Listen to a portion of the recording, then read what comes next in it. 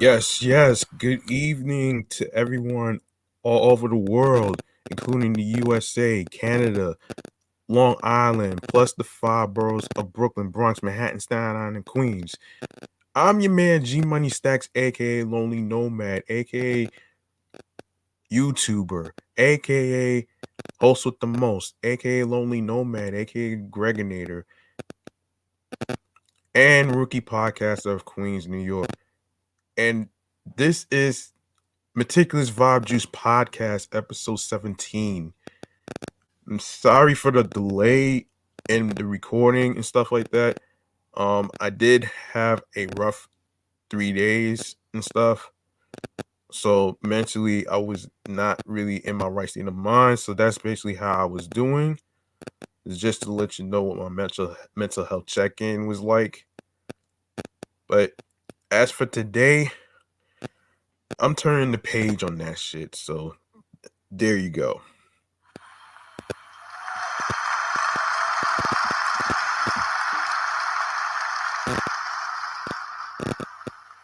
So check this out. If you missed any previous episodes of Meticulous Vibe Juice Podcast episodes, don't worry, I got you. The first thing you need to do is grab the subscribe button on YouTube, which is Meticulous Vibe Juice Podcast YouTube page. Be sure to enable alerts along with the notification bell so you can be reminded of when the show goes in the air via live stream. Also, more video content, upcoming episodes, previous episodes. Be sure to leave a like and a comment alongside with tell a friend to tell a friend. Share the videos, and also make sure you share the podcast along with audio streaming platforms, which I will discuss at the end of the show. So let's get to it. All right. Recently I did listen to two New York artists, two New York music artists rather, who's also from New York like I am. Now the first one is he goes by the name of Marley Man. And I actually got a chance to listen to his singles. The singles goes by Triangle Formation, Brooklyn Rooftop, um Touch wait, hold on. THCH2O. I did listen to that. Soon You'll Understand. I did listen to YOTB and then Legends of Crescent Avenue. And I also listened to another artist recently, who is also a New Yorker, like um like Yasin, who I recently reviewed his music, by the way. Um his name is Typoe. Now he got some popular releases. I'm gonna go over some stuff with you. Okay, he has a single called "The Black Cat," 2017 album, "The World Order," 2017 "Land Without Laws," "God in the Mirror," YOTB, "Should Have Been Signed," and "Legends of Crescent Avenue." Now, in case anybody don't know what I'm talking about here, this is the music Kool-Aid segment where I get to review music artists, bodies of work in terms of albums, singles. I might even do mixtapes in the future. Who knows? So, um, actually, let me just say this though, with all the singles and stuff, man. I did enjoy the bodies of work of Typo and Marley Man, and I already reviewed y'all sin's music and stuff. So so I already got a chance to listen to his music and stuff. So I have to say, um all three music artists that I just reviewed just now, one previously, they're all appreciated, fire, and of course, excellent masterpieces of work.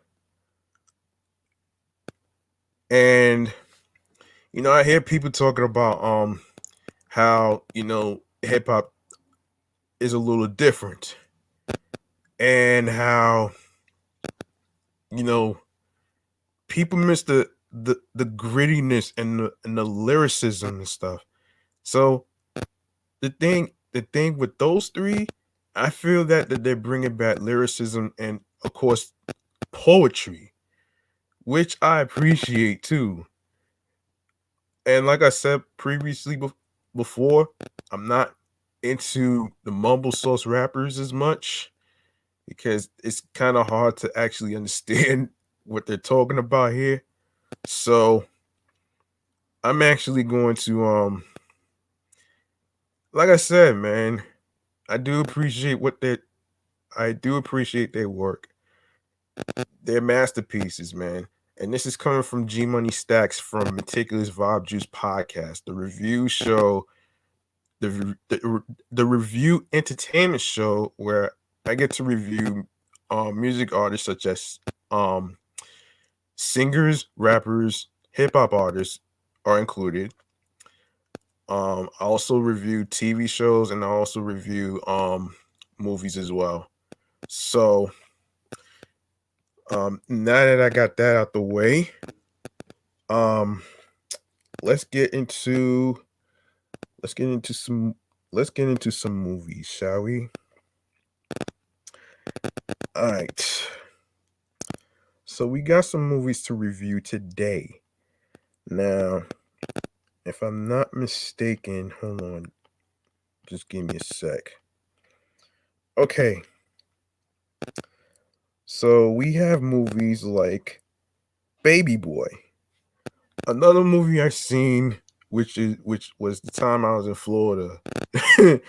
and and I kind of like at first I didn't get the storyline, but I kind of really get it. But let's read this. Okay. So, Baby Boy is a 2001 American coming of age hood film written, produced, and directed by the late John Singleton. The film follows bicycle mechanic Joseph Jody Summers as he lives and learns in his everyday life in the hood of Los Angeles. Um, we have, of course, for those of you who may not know, it's starring Tyrese Gibson, Snoop Dogg, Vic Rames, Omar Gooding, AJ Johnson, Taraji P. Henson, and Kevin Michael Richardson. Um, so the budget was $16 million. In the box office, it made 29,381,649.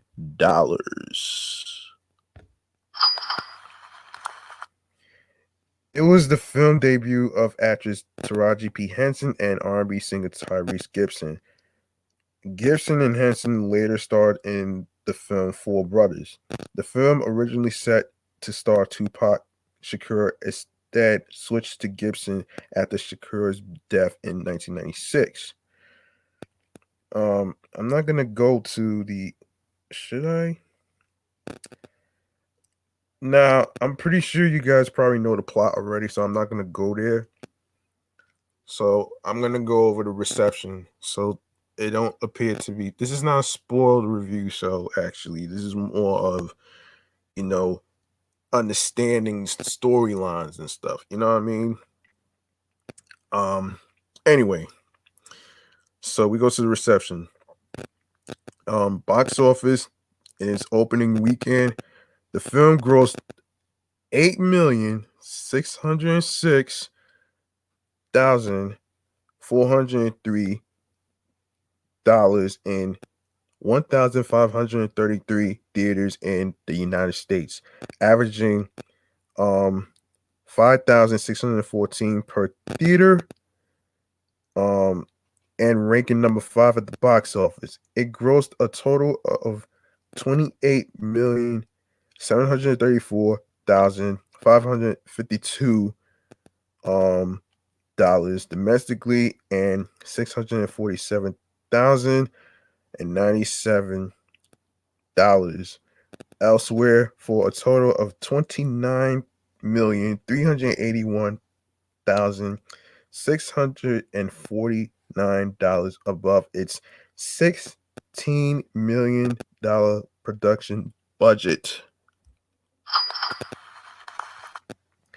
Critical response.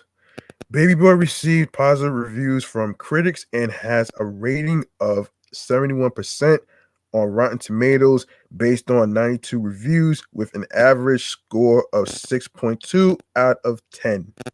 The consensus states preachy and repetitive in parts. Baby Boy still manages to exude authenticity thanks to its competent cast. The film also has a score of 55 out of 100 on Metacritic, based on 26 critics indicating mixed or average reviews. Roger Ebert gave the film 3.5 stars out of 4 and stated in his review, in quote, Baby Boy is a bold criticism of young black men who carelessly father babies, live off their mothers, and don't even think of looking for work. It is also a criticism of the society that pushes them into that niche. There has never been a movie with this angle on the African American experience. And it doesn't fall back on easy liberal finger pointing. There are no white people in this movie.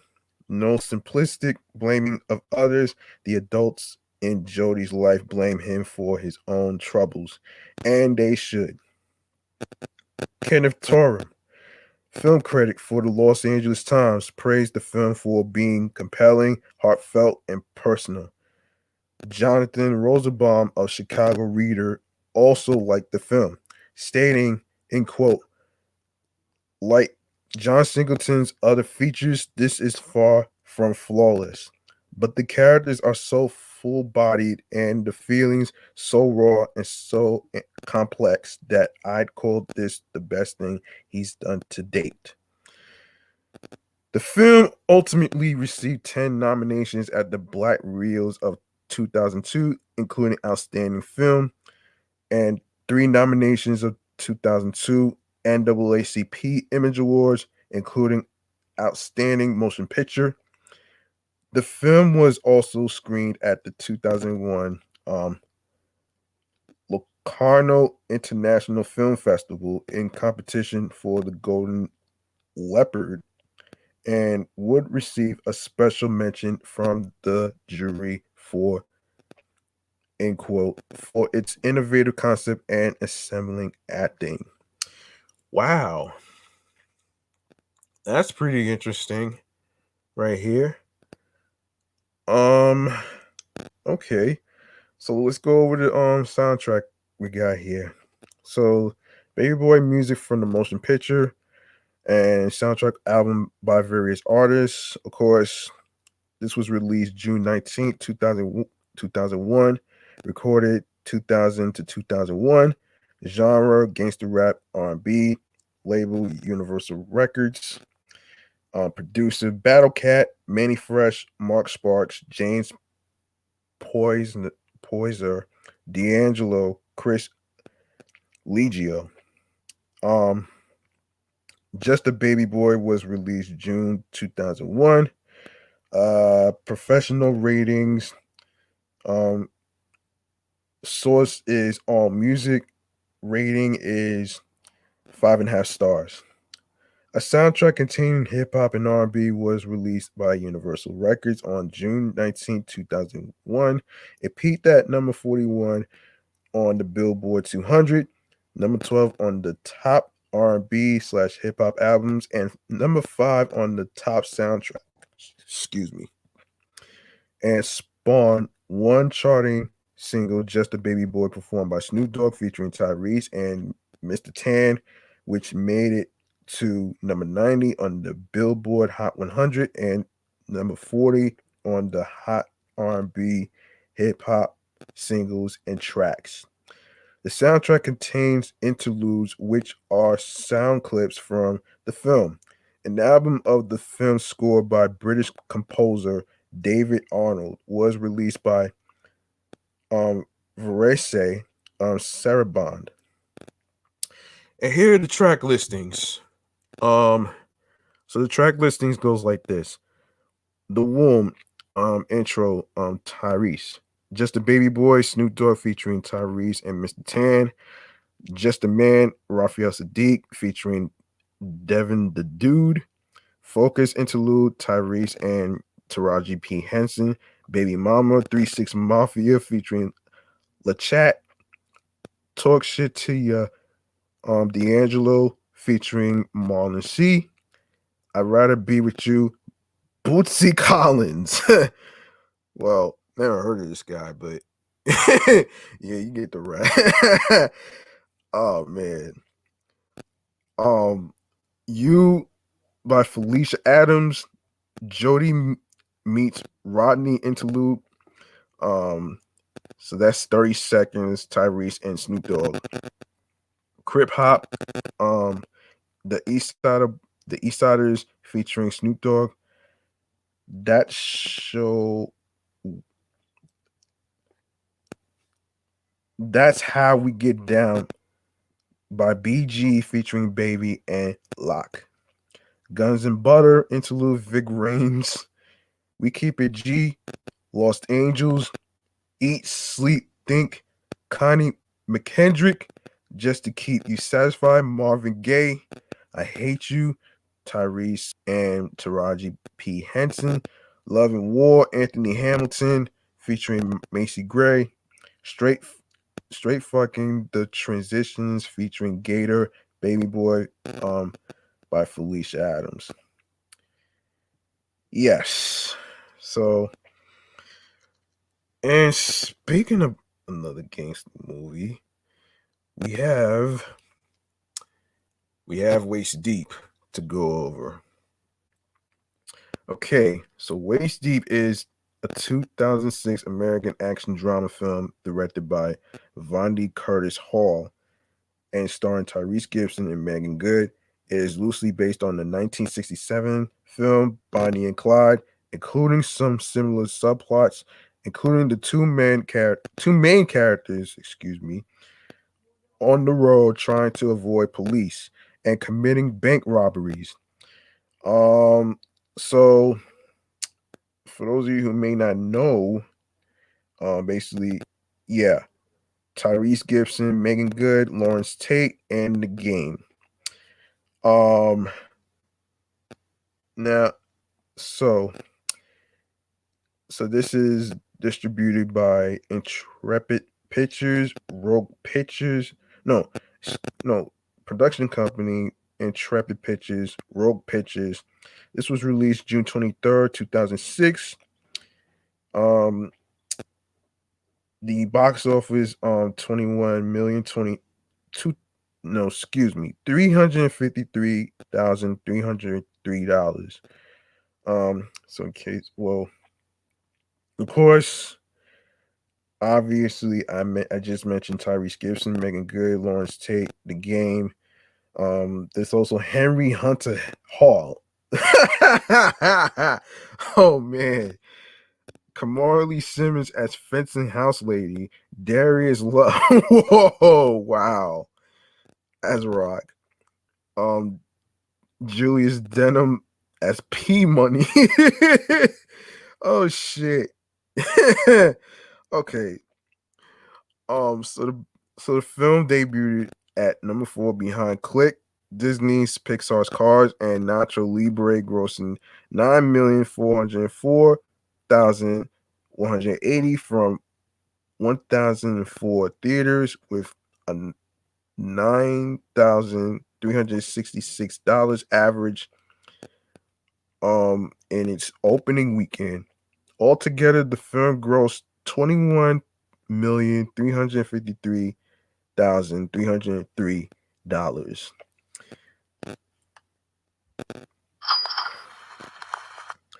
The film debuted at number 4.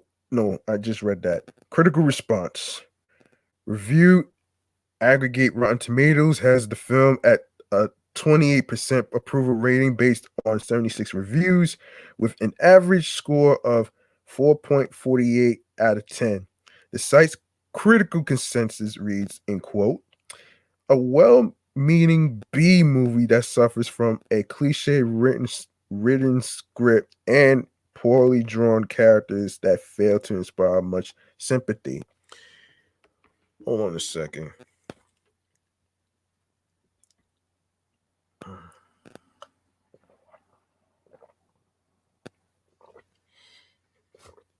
All right. Steve Davis of the Austin Chronicle criticized Curtis Hall's cinema on verite approach to the film, writing that it focuses less on the aspects of parental instincts found in Kramer versus Kramer and Lorenzo's Oil. What? Wait. Am I reading this right? Kramer versus Kramer and Lorenzo's Oil. Not sure what that is. For the violence-driven scenes of Bonnie and Clyde, saying that, in quote, in light of such sensationalism, the efforts of Waist Deep to make some meaningful social commentary about street gangs and the vicious circle in which African American men often find themselves seem like an afterthought rather than anything remotely sincere. Wesley Morris, writing for the Boston Globe, said that the movie captures the 2003 Jay-Z and Beyonce duet more than the 1967 Arthur Penn classic, with its monotonous chases and middling supporting cast that make up Curtis Hall's take on the hood film genre, saying, in quote, it's also as if the only way he could justify making another movie smitten with thug life is by having the characters commit their crimes amid a climate of civic activism. The AV Club's Nathan Rabin gave the film a D grade, saying, in quote, Waist Deep might have succeeded had Curtis Hall pushed the outrageousness of his pot boiler premise to the level of comic book Grand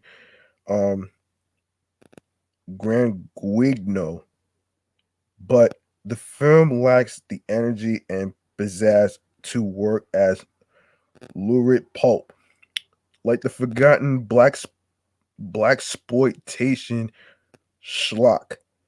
It often resembles the film aspires to nothing but cheap thrills, but while it's plenty cheap, it's far from thrilling. Wow. Entertainment Weekly writer Gregory Kirschling gave the film a B grade, saying that Curtis Hall infuses the B level urban fantasy plot with some surprising social and emotional flavorings rarely found in the genre.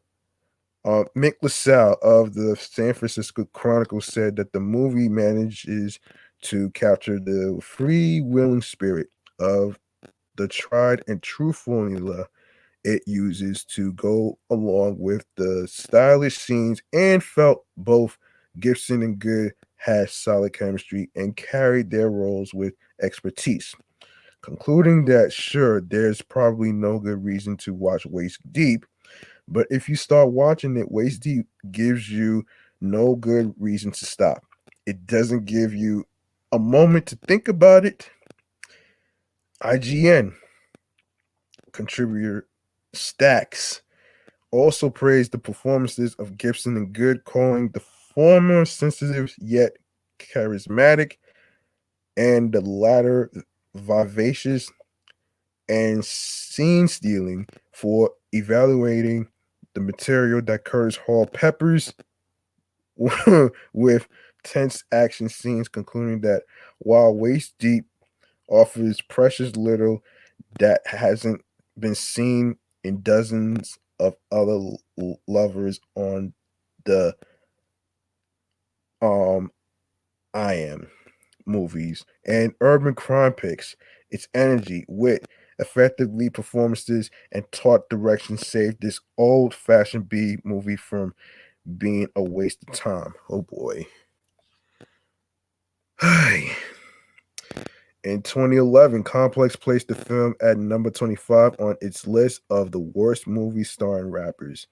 Complex staff writer Matt Barone said that it could have been an underwhelming yet tolerable hood version of Bonnie and Clyde.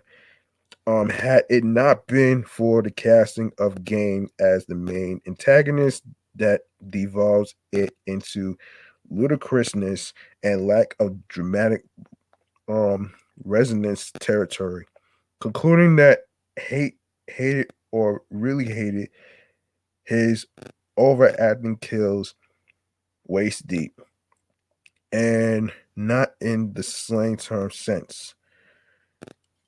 Hold on for 1 minute while I take a drink.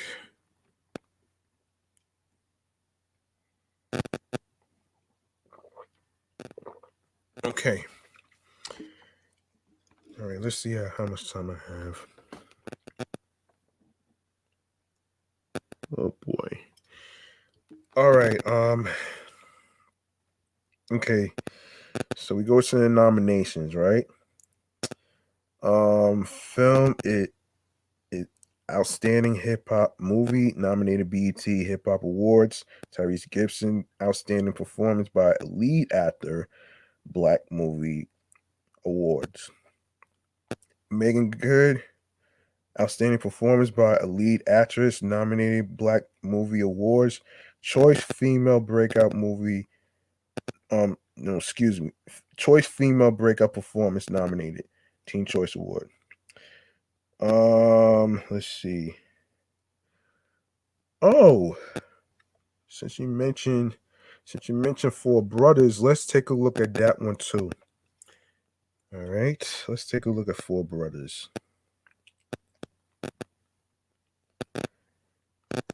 Okay.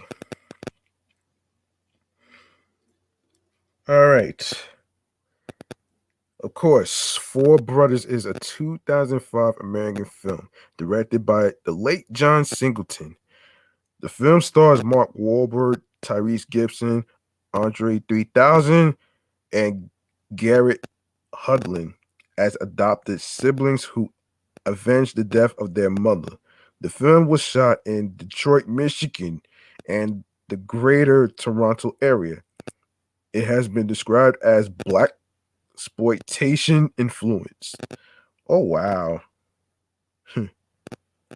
Okay. So it's like I said, it started okay.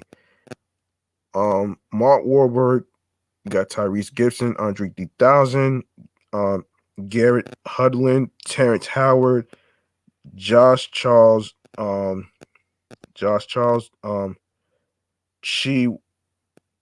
Chiwetel, E.G. Ofer. Of course, it was distributed by Paramount Pictures, released August 12th, 2005. And the budget was 30 million. Box office was 92.5 million. Now, I'm pretty sure you guys probably know the plot already, so I'm not going to go over that. But I will, however, go over the music that's featured in this. So let's take a look at this. The music for the film includes in a repeating refrain the song I Wish It Would Rain written by Barrett Strong and Norman Whitfield, and performed by The Temptations, courtesy of Motown Records. Other music includes the following: Somebody to Love by Jefferson Airplane. Oh shit. Damn. Oh man. Oh my goodness. Trouble Man by Marvin Gaye. Cloud Nine.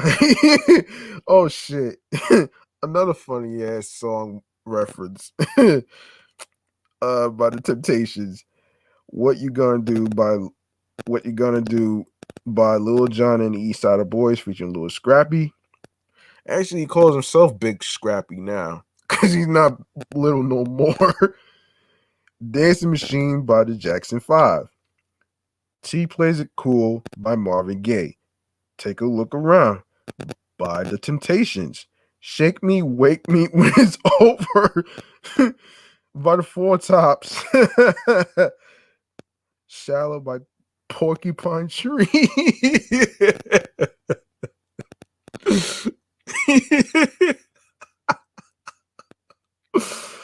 Oh shit. Oh man, Porcupine Tree. You poor thing. Get Back by Subway to Venus. Oh no. Oh man. Oh Boy by Eastside Cheddar Boys.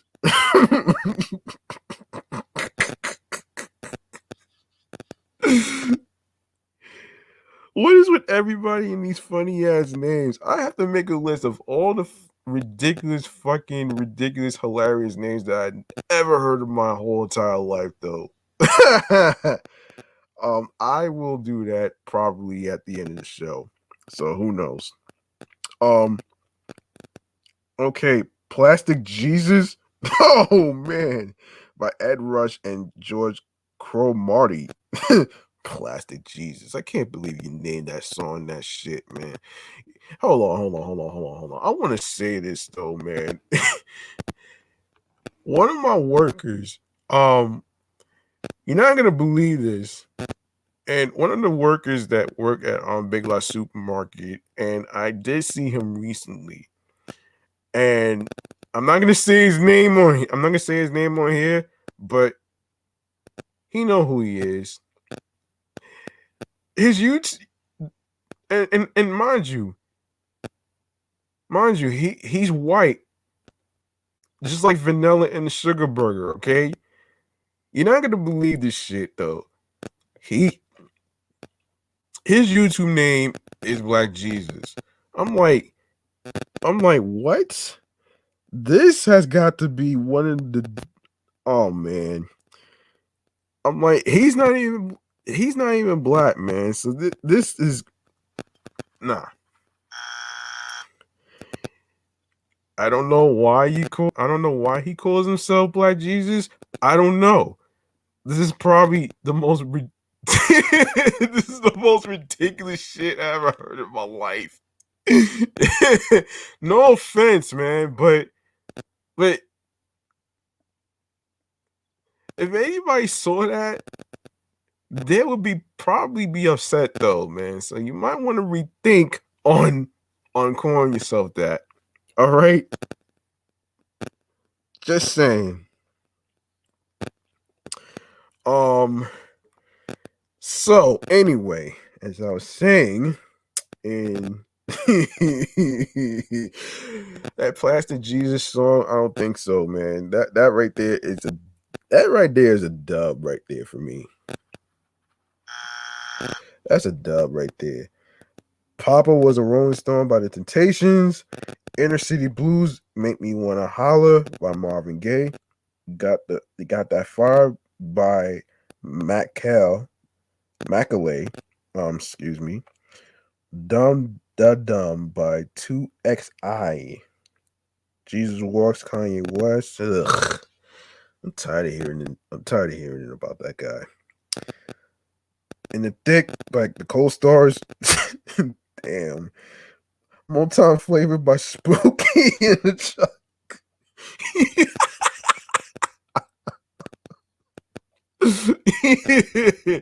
Oh man. Oh man. Oh man. After Dark by the co-stars, Cleo's Apartment by Marvin Gaye, Smiling Faces Sometimes by The Undisputed Truth, Do It Baby by The Miracles, Knucklehead by Grover Washington Jr., World's Gonna End by Josh Rifkin, Ben Levine, Chris Steele, and Dave um, Heyman. Brothers Gonna Work It Out by Willie Hutch. Oh boy. So, so the release of Four Brothers um was in the United States on August 12th, 2005. This film was released on VHS and DVD as separate widescreen and full screen versions on December 20th, 2005. Reception. The gross 92.5 million worldwide against a budget of $30 million. On the review aggregator Rotten Tomatoes, the film holds a 52% approval rating based on 134 reviews with an average score of 5.7 out of 10. The consensus is, in quote, despite striking a believable rapper among its principal actors, Four Brothers overwhelms with ultra-violent vigilante glorifying action and devolves into too many fractured, insubstantial thematic directions. So an article written in 2010 suggested that Paramount Pictures was developing a sequel for the film, with Mark Wahlberg returning to reprise his role. It would be written by David Elliott and Paul Lovett.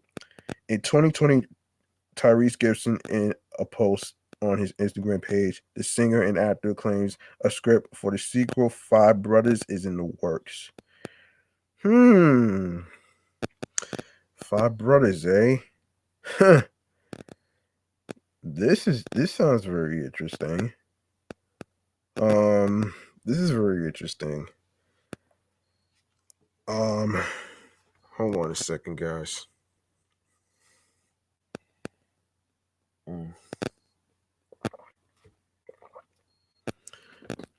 Okay. All right, let's see. Let's see if there's any oh, we could review some hood movies, of course, while I'm at it. Let's see. Hood movies.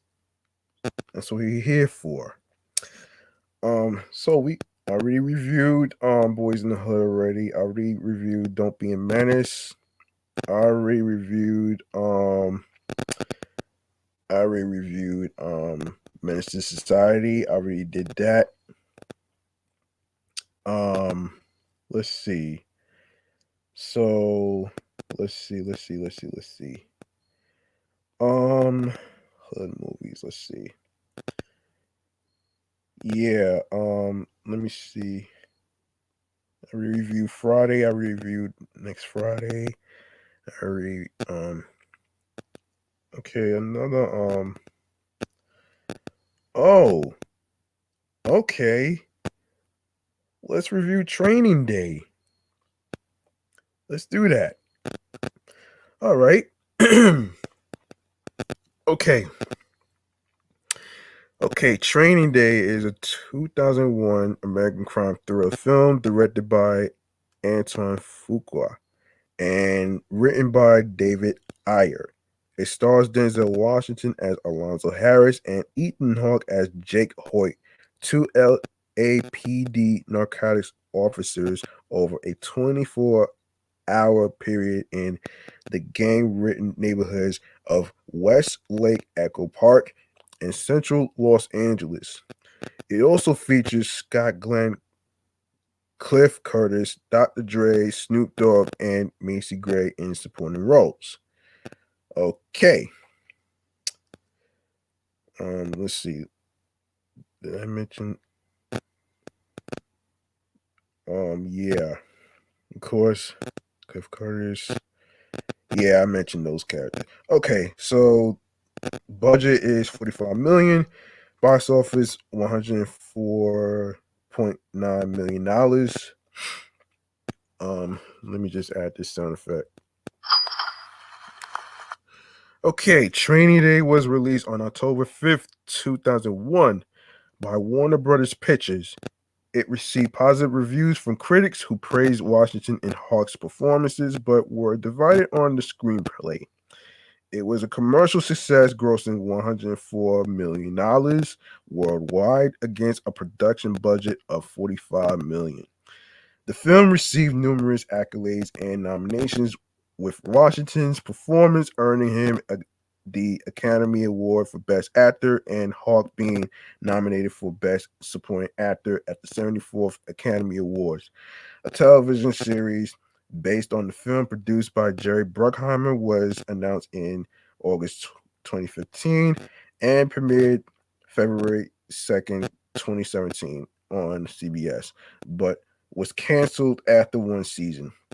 A prequel about a young Alonzo Harris was announced in October 2019 as currently being in development by Warner Brothers Pictures. This should be interesting. Okay. So, all right. So Training Day was originally scheduled for release on September 21st, 2001 and had a strong advertising push. However, following the September 11 attacks, the film was pushed back until October 5th, 2001 and opened at number 1, grossing $24.2 million. In its second week of release, the film's grossed 13.4 million, staying at the number 1 position. The film stayed in the top 10 box office until the 7th week of release, landing at number 12 with an estimated budget of $45 million. Training Day ultimately grossed $76.6 million in the US and $104.9 million worldwide.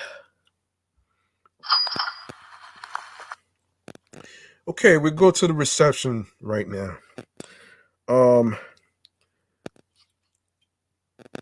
On review aggregate website Rotten Tomatoes, the film holds an approval rating 73%, based on 161 reviews, with an average rating of 6.50 out of 10.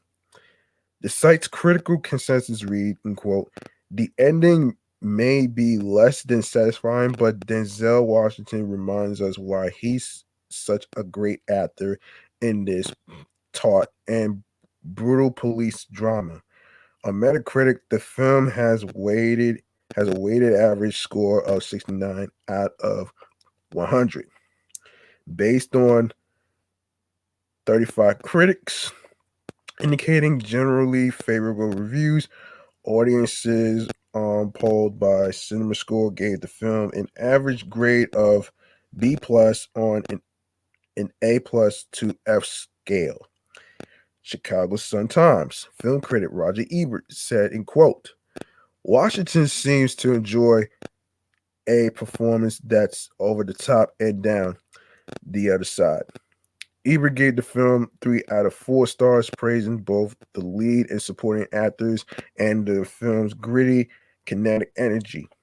He noticed several plot holes and wrote that a lot of people are going to be leaving the theater, as I did, wondering about the logic and plausibility of the last 15 minutes.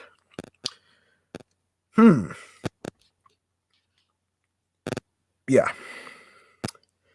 Writing in the Hollywood Reporter, Michael Retshaven gave the film a positive review on September 12th, 2016 when he stated, in quote, Denzel Washington ventures into the dark side as a seriously corrupt narcotics cop in Training Day, and the results are electrifying. So is the picture, thanks to taut signweed direction by Antoine Fuqua and a compelling script by David Ayer, The Fast and the Furious. Denzel Washington's performance as Detective Alonzo Harris was highly praised by critics. The Village voice, Amy Tobin, expressed, in quote, Training Day, Antoine Fuqua's propulsive, elegantly written police thriller offers the unsettling spectacle of Denzel Washington, whose old-fashioned combination of decency and sexiness suggests the African-American counterpart to Gregory Peck as an LAPD cop. So evil he makes Harvey Keitel, bad lieutenant, look like even smaller potatoes than he was meant to be. Wait a minute. Am I reading this right?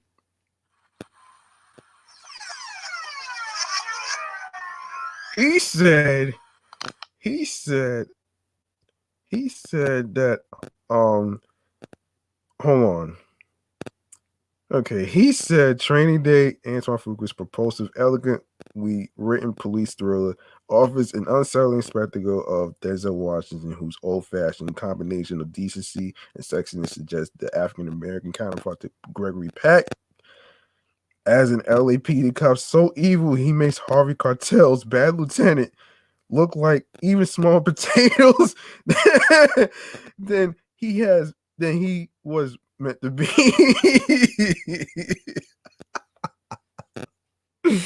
Unbelievable, man. Oh man. That's crazy right there, man. Now before I move on, let me take a look at what's going on in the 17 live chat right now. Hold on. Who's on here? Okay, we got Moham Masafri. Hi. We got Bolizin sent the snack. Okay, thanks for this. Thanks for the snack. Appreciate it, man. Um, and for those of you who's following me on Live 17, also be sure to share the live stream with your friends also as well. And try to contribute to the snacks, try to contribute to the coins or whatever, all that other stuff. All right. That's a little quick sidebar, folks. Okay. So we go to the accolades. Okay, Academy Awards, Best Actors, Best Supporting Actor, Denzel Washington, Ethan Hawke. Denzel Washington won, Ethan Hawke nominated. American Film Institute Awards, Actor of the Year, Male Movies, Denzel Washington won that. All Deaf Movie Awards, Most Quoted Movie, Best Bad Mother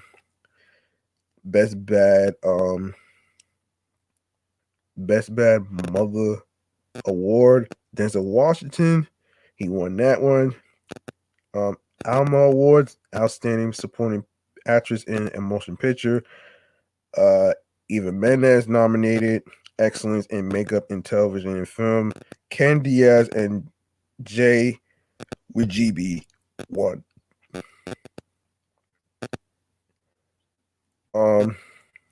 ASCAP Film and Television Music Awards, Most Performed Song from a Motion Picture, which is one of my favorite songs, by the way.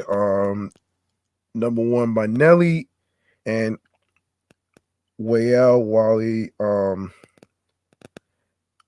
Yagnan, all won that shit. Awards Circuit Community Awards, Best Actor in a Leading Role, Best Actor in a Supporting Role. So you got Denzel Washington, he was a runner-up. Ethan Hawke nominated. BET Awards, Best Actor, Denzel Washington, also for John Q. Black Rio Awards: Best Film, 1. Best Film, Best Director, Best Actor, Best Film Poster, Best Original Soundtrack, Best Original Song, Nelly number one, and Best Original Soundtrack nominated. Best Film Director, Antoine Fuqua, 1. Denzel Washington, 1. Best Film Poster, 1. Best Film, 1. Okay. BMI Film and TV Awards. You got Film Music Award. Messina, 1. Boston Society of Film Critics Awards, Best Actor, 1. Chicago Film Critics Association Awards, Best Actor, Denzel Washington nominated. Best Actor, Dallas Fort Worth Film Critics Association Awards, of course, nominated. Let's see. Best Male Voice Film Award, Best Male Voice Audience Award, Francesco Panofino for dubbing Denzel Washington, won as well. Golden Globe Awards, Best Actor in a Motion Picture Drama nominated. Golden Schmoes. That shit is crazy. Best Actor of the Year nominated. Kansas City Film Critics Circle Awards, Best Actor, 1. Las Vegas Film Critics Society Award, Best Actor. Of course, Denzel Washington he won that one. He was nominated. Los Angeles Film Critics Association, Best Actor, Best Villain, 1. MTV Movie Awards. We got Best Line, Best Cameo. King Kong Ain't Got Nothing on Me nominated. Snoop Dogg, 1. MTV Video Music Awards, Best Video from a Film. Nelly, number 1. My main favorite song from the soundtrack of all time was nominated. You got the NAACP Image Awards, Outstanding Motion Picture nominated. You got Outstanding Actor in a Motion Picture, 1. National Society of Film Critics Awards, Best Actor, 2nd place. New York Film Critics Circle Awards, Best Actor, Denzel Washington was the runner-up. Online Film Critics Society Awards, Best Actor, Satellite Awards. Can't believe they made that up.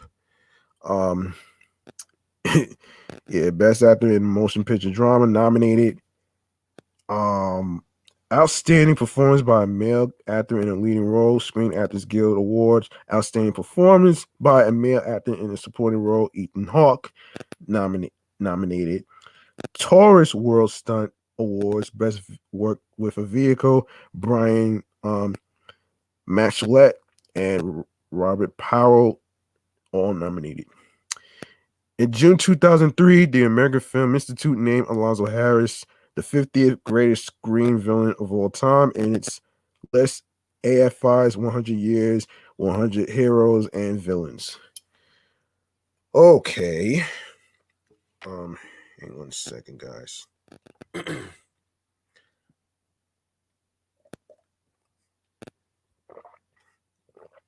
me readjust something. Okay. All right. Okay. TV adaptation, of course. On August 7th, 2015, it was announced that Antoine Fuqua had decided to develop a television series based on the movie and had teamed with Jerry Bruckheimer to develop the concept. Warner Brothers Television was shopping the show to the American broadcast networks. Will Beal would write the series, while Fuqua would serve as an executive producer and would direct the potential pilot. CBS ordered a pilot on August 14, 2015. In addition to Fuqua, Bruckheimer, Beal, and Jonathan Littman will serve as executive producers for the series, which is set 15 years after the original film. In May 2016, CBS picked up the series. In the CBS television series, Alonzo is mentioned by Deputy Chief Joy Lockhart when briefing Officer Kyle Craig on sending him undercover at LAPD's Special Investigations Section to investigate Detective Frank Roy, Rocky. Frank briefly mentions Alonzo at the end of the first season. The series, starring Bill Paxton and Justin Cornwell, premiered on February 2nd, 2017. On May 17, 2017, Antoine Fuqua announced the series had been canceled after 1 season and 4 months after Paxton's death. In October 2019, it was reported that Warner Bros. Was developing a prequel to Training Day. The prequel follows a young Alonzo Harris in late April 1992, 2 days before the verdict of the Rodney King trial and the LA riots. Okay. So, there you have it. Hold on. Let's do it.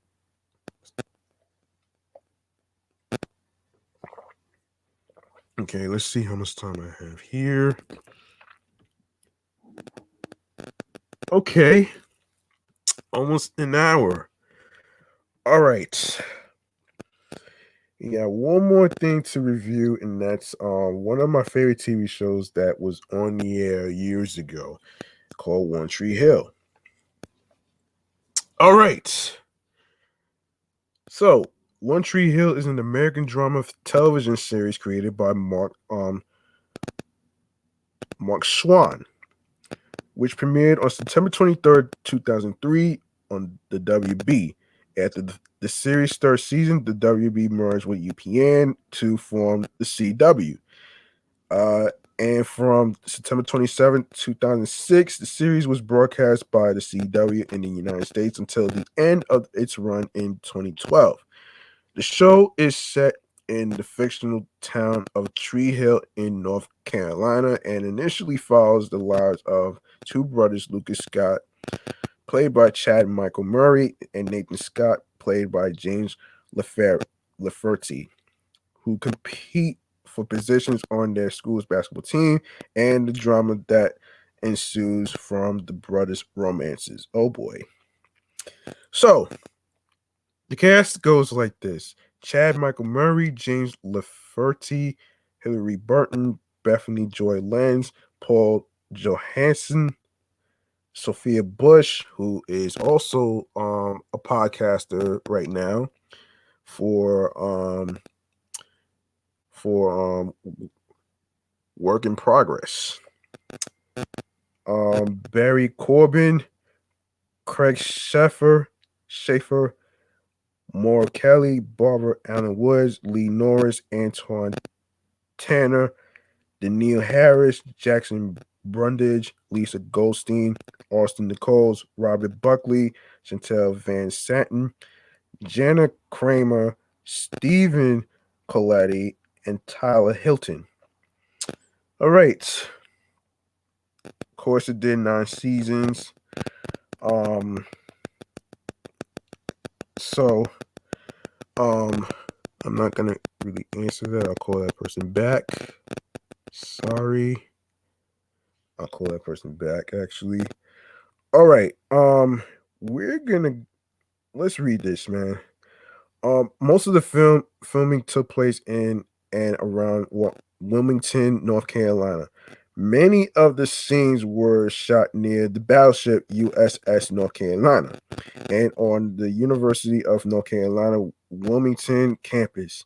The first 4 seasons of the show focus on the main characters' lives through their high school years.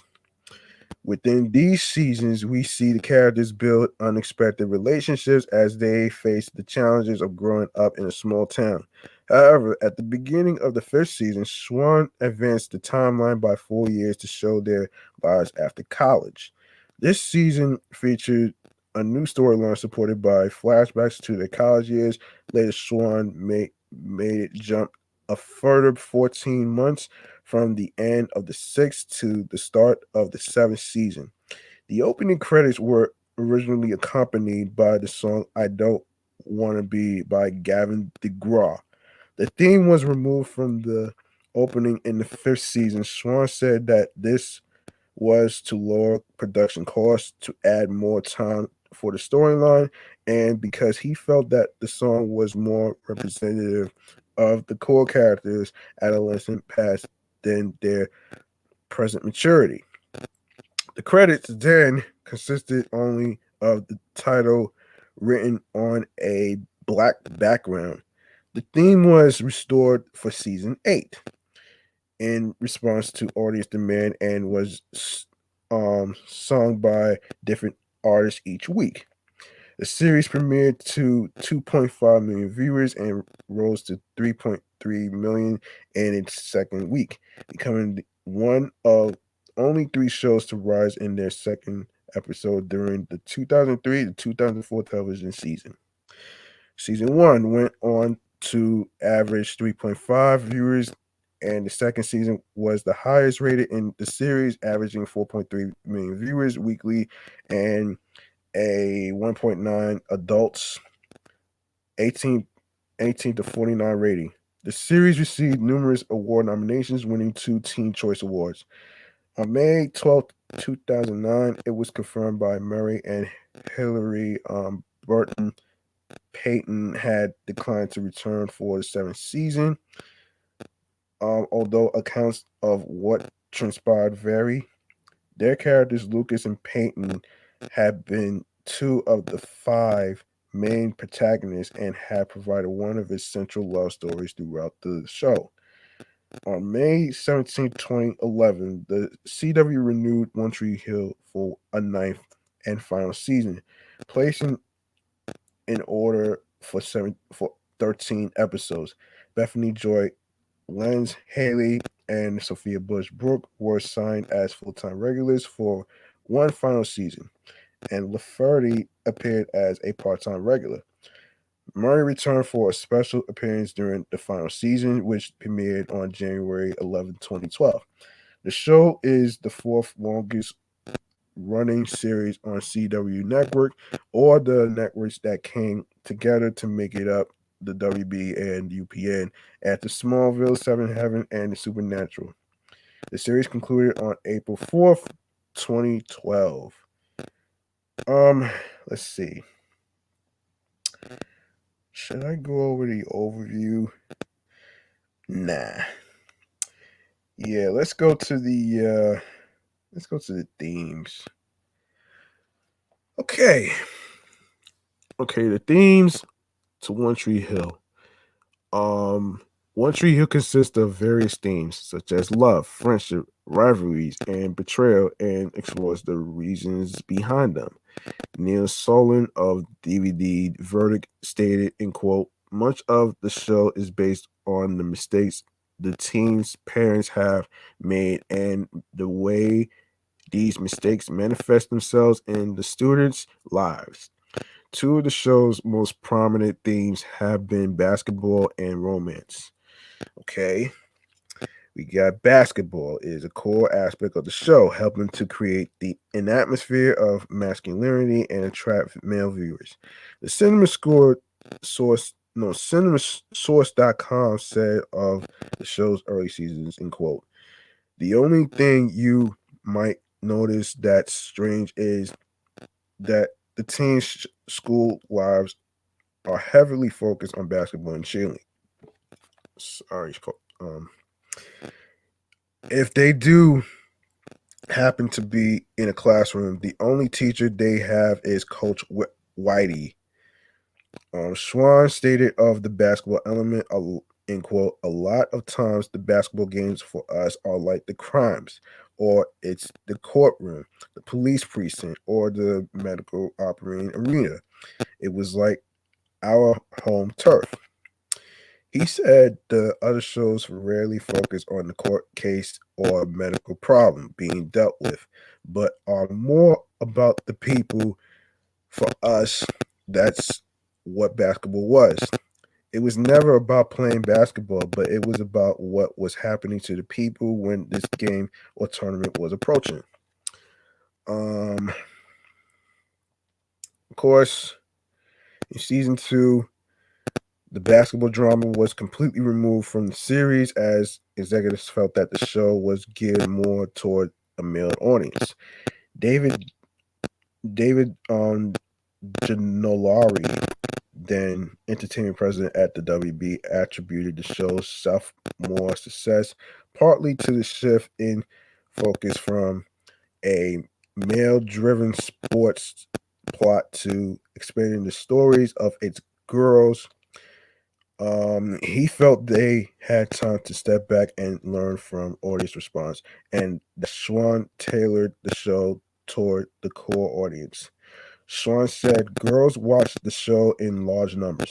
In the first season, the girls were sort of appendages to the boys.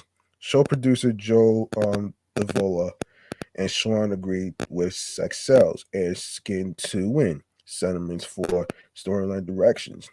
Less time on the basketball court could afford One Tree Hill more time for plots fueled by sex and drugs. Lack of basketball drama, however, meant a decrease in male viewership. Hold on.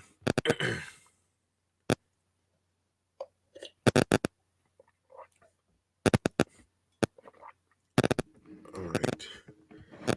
All right. Not sure what this. All right. Okay. Where was I?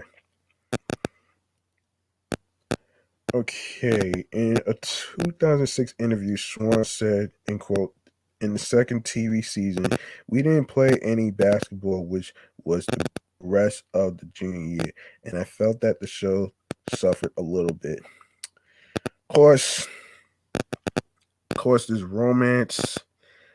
There was let me read what he says right here in this thing.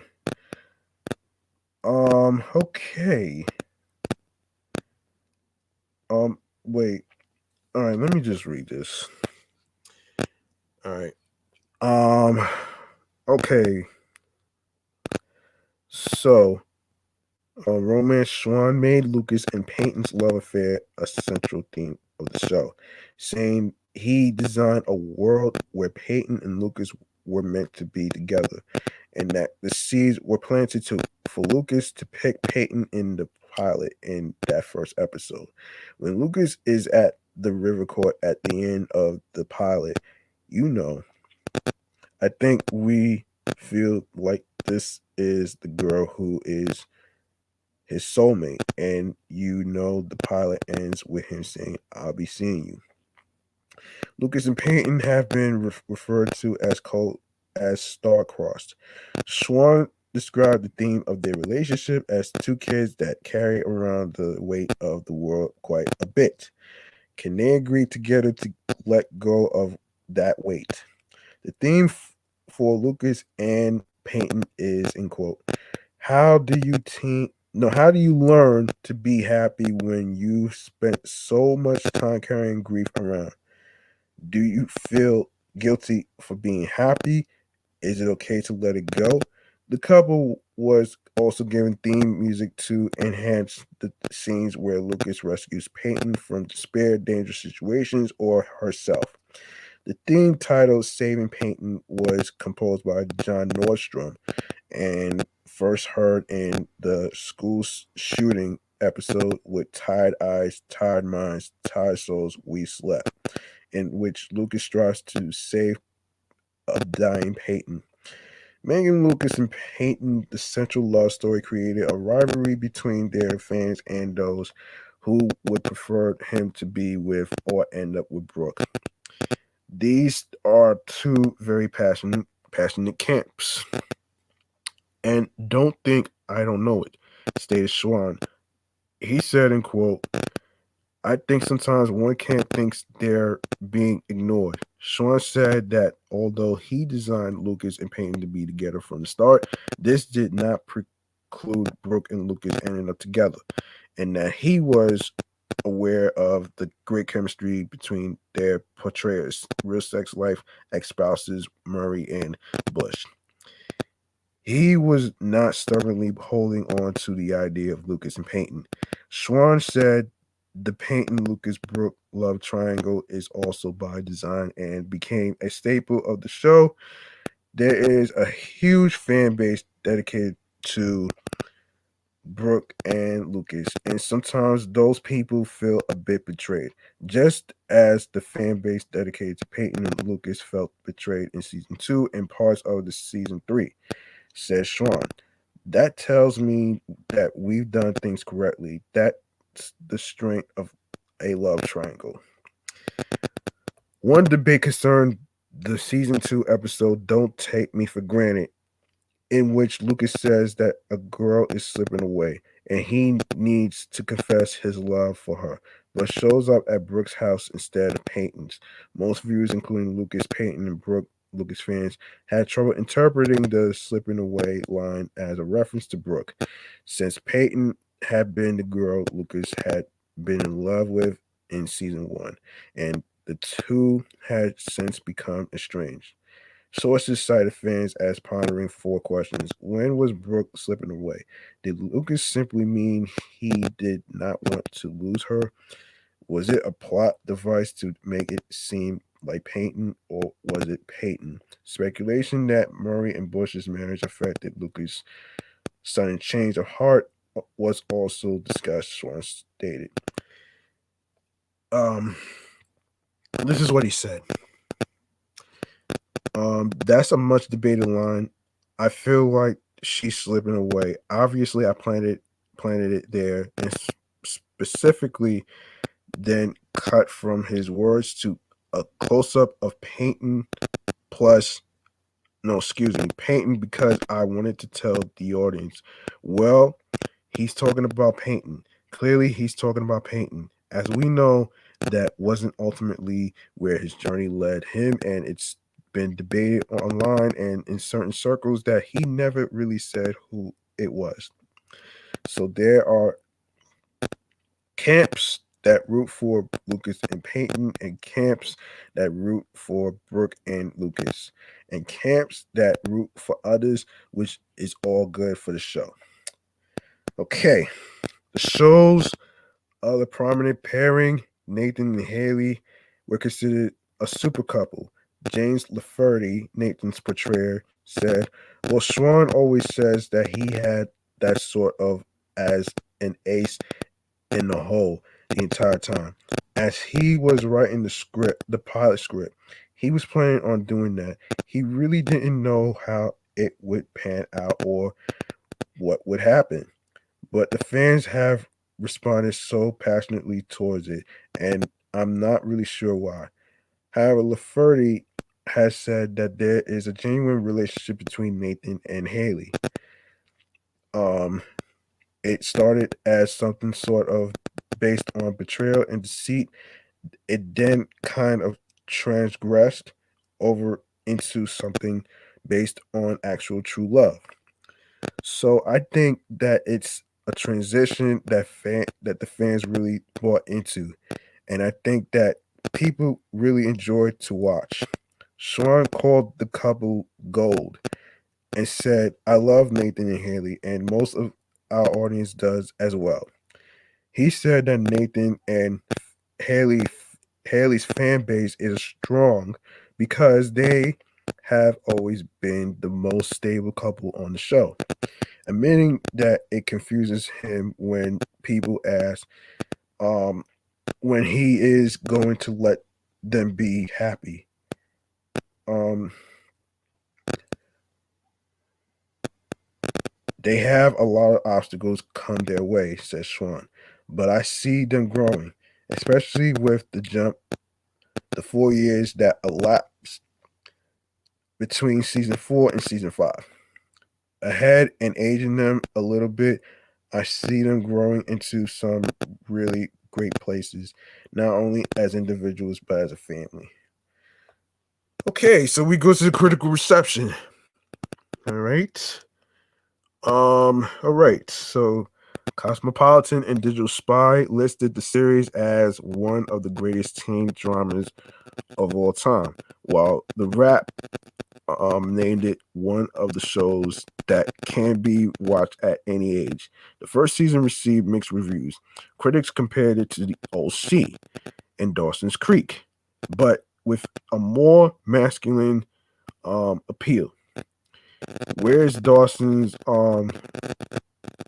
was about relationships, especially between boys and girls. One Tree Hill tries to be about masculinity. I don't know what's going on here, folks, but let me just masculinity, especially as negotiated through sports. Wrote Tracy McLoone of Pop Matters, who predicted that despite this, it would probably be pinned as a girls' show. This doesn't mean boys won't watch it, just that they won't talk about it. Allison McCracken. McCracken. Oh shit. That shit is so fucking crazy funny right there.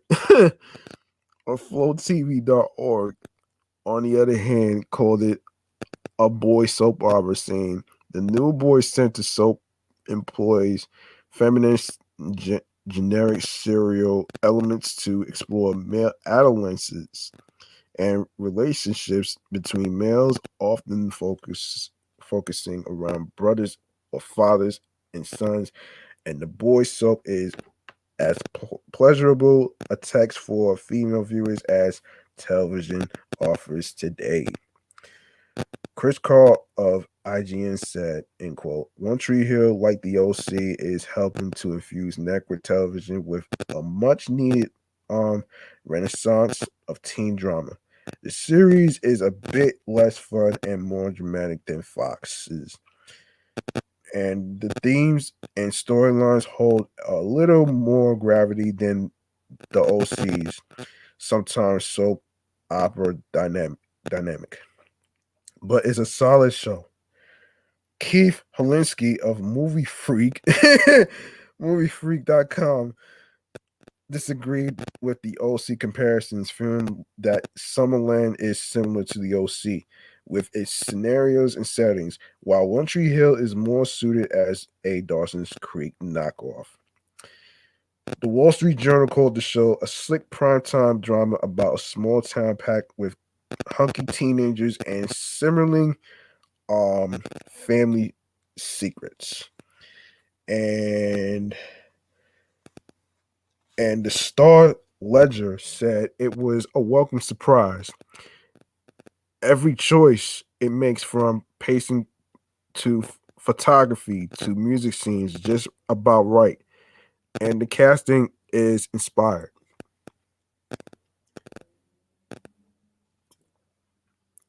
Alinda Wheat. Can't believe this person's last name is Wheat. Are you serious? Why does it remind me of wheat cereal? Oh man. Of Entertainment Weekly called the show a guilty pleasure. It said they had not had one this guilty since Melrose Place, adding that the characters' relationships changed quickly. However, Wheat criticized the lack of parents in most of the teenage characters' lives. End quote. Anytime order threatens to reign, the writers ship out the parents to Italy, abort an accident, whatever, said Wheat. AOL TV placed the show in its list of TV's biggest guilty pleasures. Daniel Feinberg of Zap to It said that while the show has all the elements that make for a good show about teenagers / young adults, it's also a show that does stubbornly refuse to be categorized merely as a guilty pleasure, and its myriad artistic pretensions. Lucas's Ballett's familiar quotation spewing narration paintings, Hilary Burton, pedantic lectures on indie rock, countless expositional monologues lifted from a philosophy 101 lecture have often rendered it merely bad, rather than so bad it's good. Feinberg did, however, compliment the high school shooting episode. Cynthia Boris of DVD Verdict, on the other hand, said One Tree Hill doesn't claim to be anything more than it is. They acknowledge that they are a teen fantasy complete with an inappropriately emo WB soundtrack. Um, Jania Belafonte of New York Times criticized the show's lack of insight into the consequences of teenage pregnancy, stating that the show displays an almost aggressive aversion to moralizing about teenage pregnancy, and that by refusing to lay out the grim consequences of premature motherhood, it seems as if it wants to make fans on either end of the political spectrum stick their heads in fiery hampers. I don't know about that one right there. Author Emily B. and Anzisek said that the pregnancy seems to be the only possible physical consequences for the residents of One Tree Hill, and that discussion of STDs is non-existent, criticizing the potential threat due to the amount of promiscuity, such as several characters having sex with people they hardly know. Of all the episodes in the first three seasons, there are two mentions of condoms. One happens when Deb catches Brooke and Lucas at the drugstore buying condoms and whipped cream, said Anzixet. The second happens in season 2 when Brooke throws a wedding reception for Nathan and Haley and decorates the room with condoms blow up like balloons. Oh wow. Okay. Anzi said the teenagers who are only supposed to be 16 and 17 at this time are presented as very sexually experienced, especially Brooke, and that the one exception is Haley. Ian Arbuckle of Chud.com complimented the series on its musical aspects and flexibility, feeling that, in quote, One Tree Hill is firmly couched in both the pop television and pop music traditions, and that the show doesn't focus exclusively on the teenagers, but also stretches out to include dedicated subplots for their parents and other adults. Chris Carley of IGN said, like the series itself, the offering is a little more adult contemporary, and a little less fresh than other similar soundtracks. It's not without its standards, but overall the selection is plucked from the lighter fare on alt rock radio. Arbuckle stated that the show adds division between the teenagers and adults by having the teenagers focus on the love and the adults focus on revenge. One of the audience's main concerns had been which girl Lucas would end up with. Writing for DVD Verdict, Neil Salon commented the series' first season for being about more than betrayal and questionable morals, and instead highlighting the impact of the parents' mistakes on the teenagers' lives, which was something he identified as lacking in other teen shows. He felt that the season 1 finale was pretty strong, partly because its creators did not know if the WB would renew the show. The last few episodes bring some form of closure to the major story arcs, while leaving the door wide open for further development should the show continue. It is an artfully employed strategy that paid off, he said. Although season 2 is the show's highest rated season, it was also criticized. The complaints include the loss of basketball, confusion over which girl Lucas should end up with, stereotypical backstabbing, and plotting. Okay.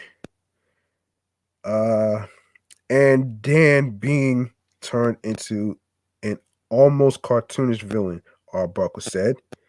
Dan is a jealous man, and the writers come dangerously close to making him nothing more than an evil man. Um, Amy Kane of film.com called the character the most ridiculous villain never to twirl a mustache. Damn. Oh man. Although Arbuckle called the plot level elements satisfying, he criticized the dialogue, saying that the writers failed to convince the slang of or black English of the teenagers or the language of businessmen. He credited he credited male viewers with watching partly for the physical attractive girls. One of the more complimented additions to season 2 was character Anna Tagaro, credited by AfterEllen.com as the first recurring bisexual character of color on television. Some fans, however, debated whether the character was bisexual or gay. Okay, the cinemasource.com said the show's third season dialogue is clever and sarcastic from the last word of the scene to the very first of the next, and complimented Dan's witty comeback lines. By the fourth season, the show has shifted to melodrama. The fifth season's timeline skip showing the characters in their lives after high school and college was successful and is thought to have successfully avoided jumping the shark. Viewership also returned to an all-time high. Buddy TV's Don Williams said the fifth season on One Tree Hill completely reinvented the series.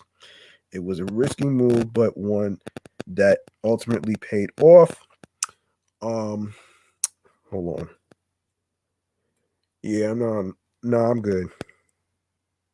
Um, okay, said that okay, it was a risky move, but one that ultimately paid off. Um, Conversely, Janine Belafonte of the New York Times stated not one of the newly minted 22-year-olds on One Tree Hill blogs or dresses coolly or speaks cleverly or gives any indication of having learned anything at all in college. She characterized the portrayal of 20 somethings as so wildly inauthentic and unfair as to make watching it feel like foreign correspondence, but added that the show was a no arrogance, no entitlement zone, and that she was content to continue watching it. US, okay, I'm not even gonna really read this ratings and stuff. So let's go to the awards and accolades, shall we? Okay, over its 9-year run, One Tree Hill has been nominated for and won various awards, most commonly being honored by the Teen Choice Awards. So we got Choice Breakout TV Show, TV Choice TV Show Drama Action Adventure nominated One Tree Hill. Choice Breakout TV Star Male Chad Michael Murray won that one. Got the Teen Choice Awards. Choice Breakout TV Star Male James Lafferty nominated. Choice Breakout TV Star Female Hillary Burton nominated. Choice Breakout TV Star Female Bethany Joy Lenz nominated. Choice TV Psychic Bethany Joy Lenz nominated. Choice TV Actor Drama / Action Adventure Chad Michael Murray nominated. Choice TV Actress Drama Action Adventure Hillary Burton nominated. Choice TV Show Drama One Tree Hill nominated. Choice TV Actor Drama, Chad Michael Murray, nominated. Choice TV Actress Drama, Hillary Burton, nominated. Choice TV Actress Drama, Sophia Bush, nominated. Teen Choice Awards, Choice TV Breakout Performance Male, Tyler Hilton, nominated. Choice TV Chemistry, Chad Michael Murray and James Lafferty, nominated. Choice TV Parental Units, Maura Kelly, nominated. Image Awards, Outstanding Directing in a Dramatic Series, Janice Cook, nominated. Prison Award, not sure why they named it that, but performance in a drama series storyline, Chad Michael Murray, nominated. Teen Choice Awards again. Choice TV Actor Drama Action Adventure, Chad Michael Murray, nominated. Sophia Bush, nominated. Of course, One Tree Hill was nominated. Chad Michael Murray won as a TV Choice Actor Drama, Teen Choice Awards in 2008. So Choice TV Actress Drama, Hillary Burton, Sophia Bush, Bethany Joy Lenz, James Lafferty, and Bethany Joy Lenz all got nominated. Throwback TV show One Tree Hill won. One Tree Hill got nominated for Choice Throwback TV Show.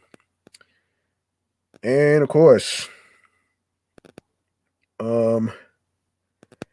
yeah, and of course, on February 7th, 2007, SoapNet announced that it would broadcast reruns of The OC and One Tree Hill. The deal made with the show's production company, Warner Brothers, stated that SoapNet retained the option of picking up the fifth season for syndication. SoapNet did so, starting to air season 5 episodes in January 2009. In India, One Tree Hill premiered on Star World India on February 27, 2013. Star World India aired seasons 1 to 7 of One Tree Hill at 10 p.m. on weekdays and season 8 and 9 at 7 p.m. on weekdays. One Tree Hill ended its run on Star World India on November 14th, 2013. In Australia, One Tree Hill premiered on 9 Network in December 2003.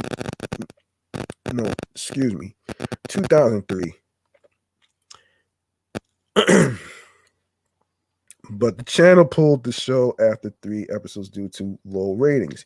It was subsequently picked up by the Network 10, with the channel airing seasons 1 through 2 and 4 through 6, with reruns airing on both Network 10 and its digital channel 11. The show was aired in its entirety, seasons 1 through 9, on the pay service Foxtel on the Arena channel. In the Philippines, One Tree Hill premiered on RPN on March 7, 2007. The entire series was available on internet streaming service Netflix until October 1st, 2017.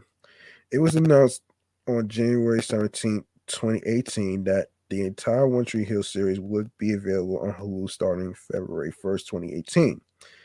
Home media.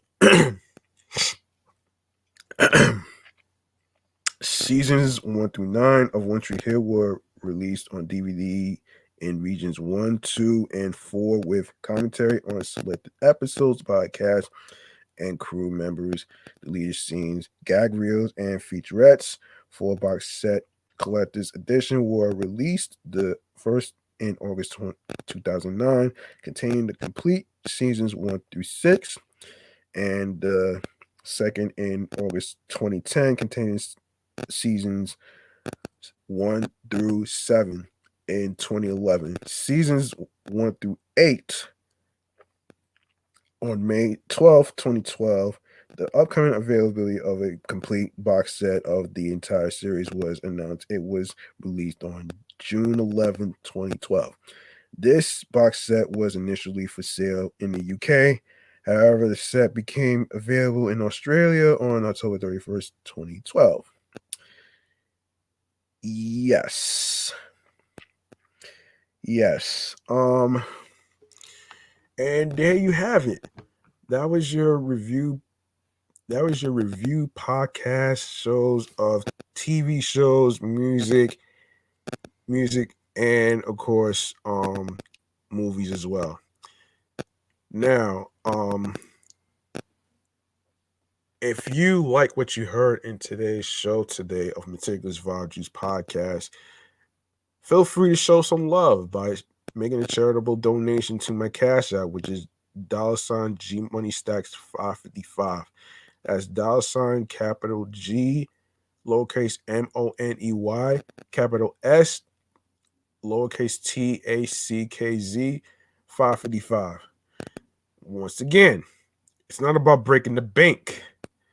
It's about whatever amount you can afford will be appreciated. You don't have to have a lot of money to actually show support and show love and stuff. It's about doing your best of what you can. All right. Now, before I go to the stream platforms on the go, let me go to the stream platform. Let me go to the social media handles first. First and foremost, of course, obviously you can follow me on the phone apps 17 live at G Money Stacks Queens, New York. All right, that's the 17 live app. If you guys don't have 17 live, you can download it onto your iPhones, your Androids, your tablets, your Android tablets, and your iPad. So there you have it. So we have Instagram. So Instagram, you can follow the show Meticulous Vibe Juice Podcast on the gram, alongside with my third show, which is Excellent Fun Vibrant Podcast, which I did a second episode already. I will be making an announcement on that show's page on where you can stream the episode. Episode 2 will be posted on Thursday coming up. And of course, my primary show, Off the Meat Rat Chains New York podcast on Facebook and Instagram, obviously. And also you can follow me on the gram, which is G Money Stacks 555 in Queens, New York. Yeah, I know it's a long username, but at the same time, like, I didn't want to have anything that's like, too short, because anything that's like too short for me, it's a little cheesy, and I ain't want to do that to myself, though. You know what I mean? Anyway, all right, so let's go to the stream platforms on the go. All right, we are going to go over the stream platforms on the go where you can listen to the Meticulous Vibe Juice podcast episodes. Now, first off, let me just add something here.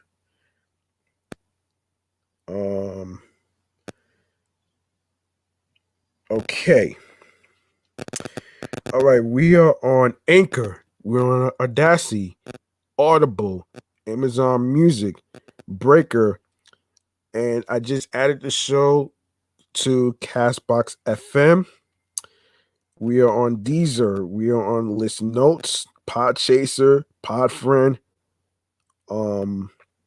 Be sure to go to the links of Podchaser and Podfriend so you can leave a 5-star rating and leave us a review on the Meticulous Vibe Juice Podcast, what you thought about the topics and what you thought about the types of movies, the types of TV shows and music and stuff like that. and you get the gist of it, man. Um, we're on Pocket Cast, we're on Player FM, Podcast Addict, Reason FM.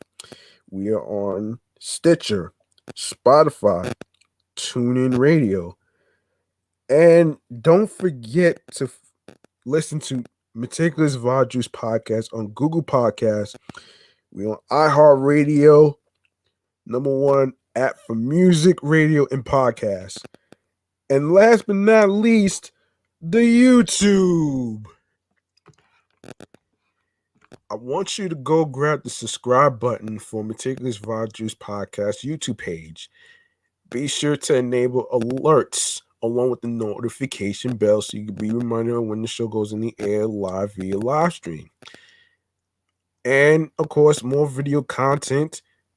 Of course, there's going to be upcoming episodes, previous episodes that you missed. Be sure to catch up on the episodes, and be sure to leave a like and a comment alongside with the topics in the episodes.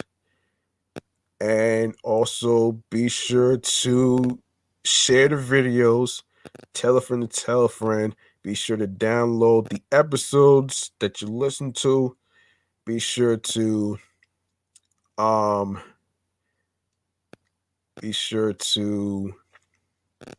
spread the word. Be sure to share the podcast along with audio streaming platforms with your friends. All right, there you go. Now, this has been an interesting episode 17. I will say, out of all the stuff that we just reviewed, including Typoe and Marley Man's music that I listened to a couple days ago, along with Yasin's. And listen, you want to know more about their music and stuff like that? Listen, be sure to go to. I'm gonna pull this up before I even wrap this show up.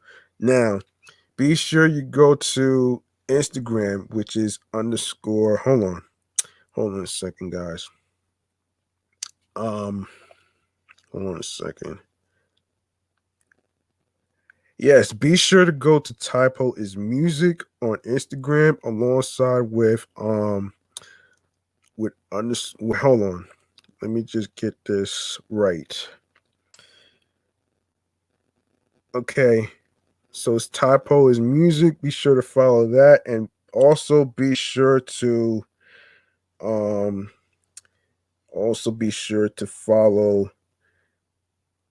Hold on a second. Be sure to follow underscore Marley Man underscore man and Typoe Music. Typoe is Music. And alongside with the homie Ya underscore Sins on Instagram. That way you can actually find out their music journey's been going so far.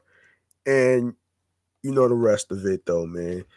And like I said before with their music, especially the one that I listened to this year is a masterpiece, excellent bodies of work. You know the rest though, man. It was pretty good. And of course, fantastic. And I truly appreciate this. Bringing back lyricism, bringing back the poetry behind it too. That's the part that I appreciate though. You know what I'm saying? So, like I always say at the end of the shows that I do, be sure to reach out to your loved ones, especially family related people, your boyfriends, your girlfriends, wives, husbands, on how they're doing mentally, physically, and spiritually. And this is more like a mental health check-in, you know what I'm saying?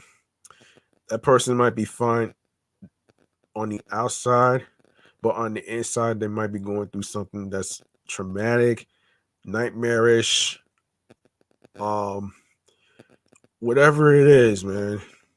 There is no good time to reach out to somebody. You can't put a time frame on when to reach out to somebody. All you could do is actually, try to be there for that person. You may not be able to be there all the time, but at the end of the day, you're only human. You know what I'm saying? And for the simple part that, when it comes to people and mental health and stuff, I wanna say that you matter. You matter.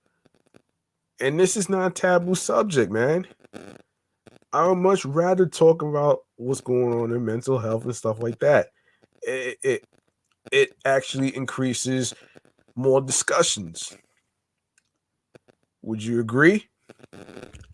I'm pretty sure you would agree with me. And that's a fact.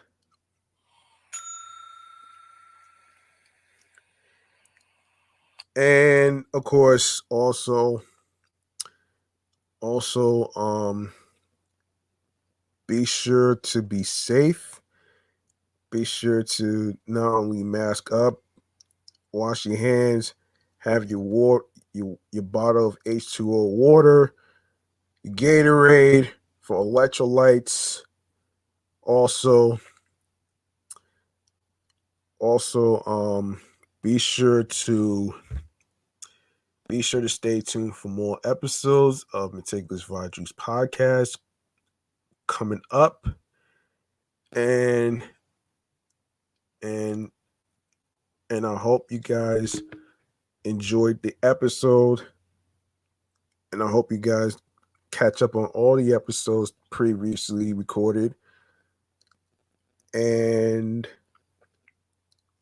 that's about it, man. Thank you to every listener that listened to the episodes on streaming platforms, especially Anchor. Um, Last time I checked, Anchor has over 50 plays. Okay, let's give a round of applause for this.